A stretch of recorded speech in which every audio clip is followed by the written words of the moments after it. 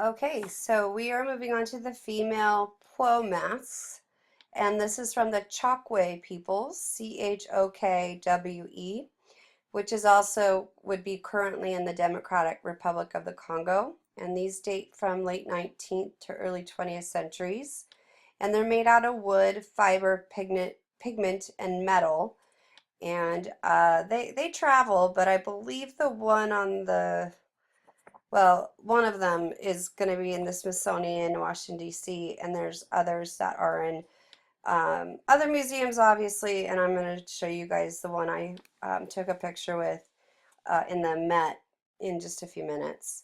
So we're moving on to the period in for African art that is about performance.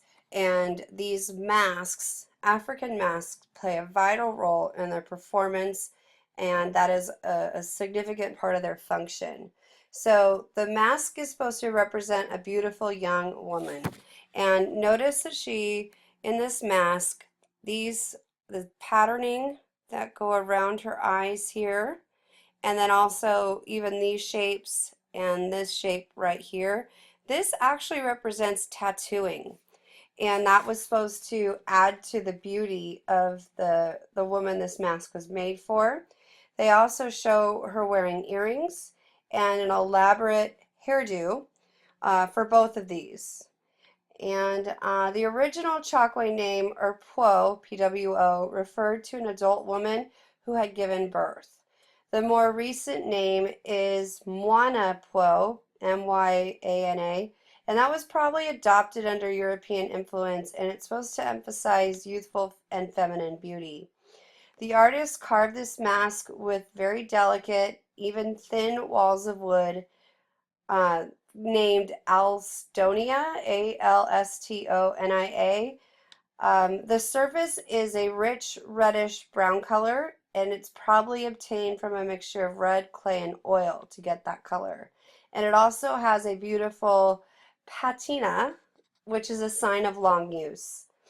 Now, the eyes are half closed and placed in large concave sockets and are covered with, on the one on the left, with white clay or kaolin, Kaolin.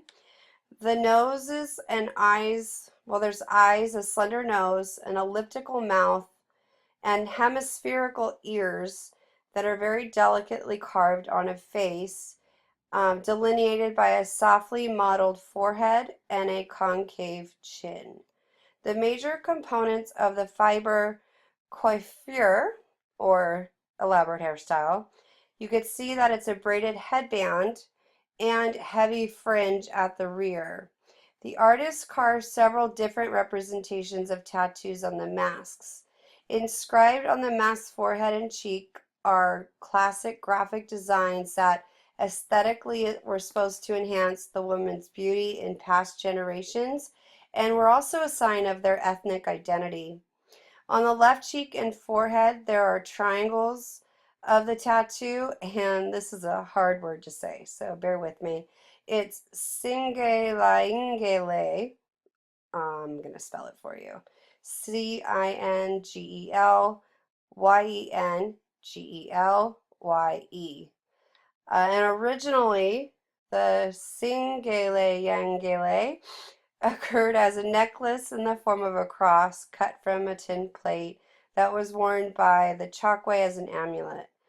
During the 17th century, Capuchin monks from the Order of Christ of Portugal had distributed these medals in the form of a cross throughout the Chokwe country, and this cross was probably the prototype for that Chingelewengele.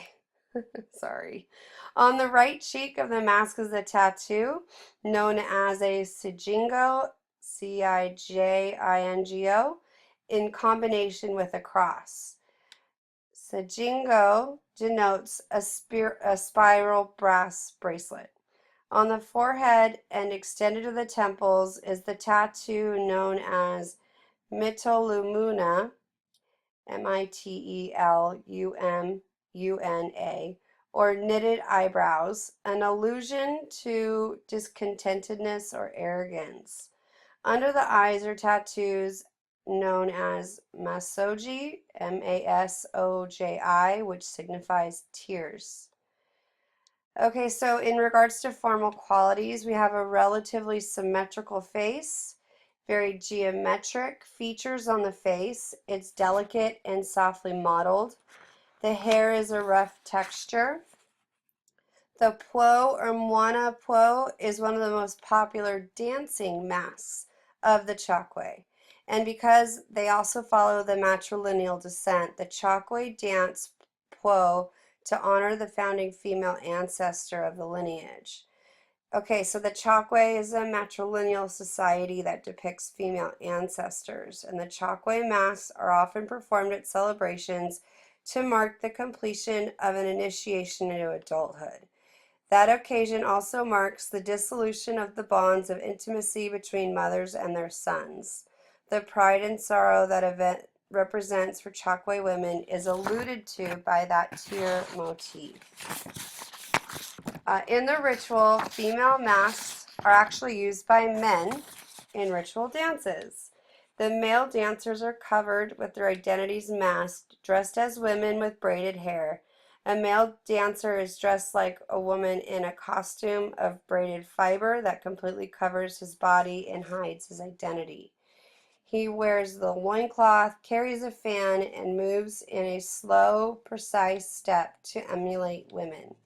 The dance is thought to bring fertility, peace, and well-being to the community.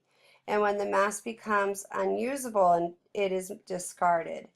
And when the masquerader dies, the mask is usually buried with the dancer. So you can see that each one is unique, and it looks like this one is the one that I have on the last picture. But again, to show you the relative size, I mean, it would fit just barely over to cover the face of the person who is to wear it. So that is the Pwo female mask.